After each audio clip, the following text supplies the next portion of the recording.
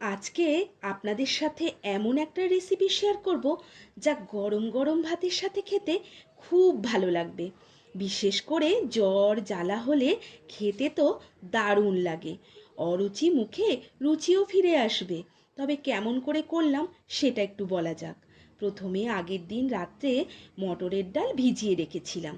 পরের দিন ভালো করে ধুয়ে নিয়েছি। এরপর মিক্সির জার নেব, তার মধ্যে ডাল, আদার এক টুকরো, কাঁচা লঙ্কা, নুন হলুদ দিয়ে পেস্ট করে নেব।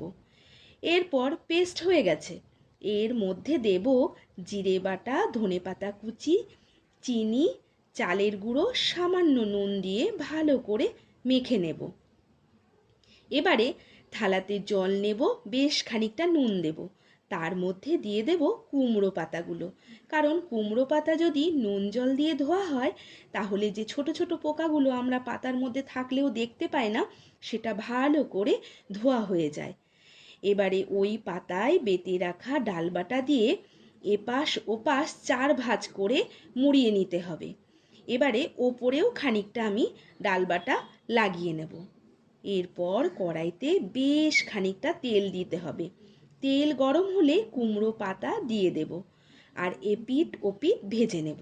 আর ওপরে ছড়িয়ে দেব খানিকটা পোস্ত। এটা অবশ্য দেখতে ভালো লাগার জন্য আমি দিয়েছি। এরপর আর কি, রেডি কুমড়ো পাতায় মোড়া মটর ডালের পাতুরি। আর দেরি না করে আপনারাও বানিয়ে দেখুন। আজ আসি, আবার দেখা হবে। নমস্কার।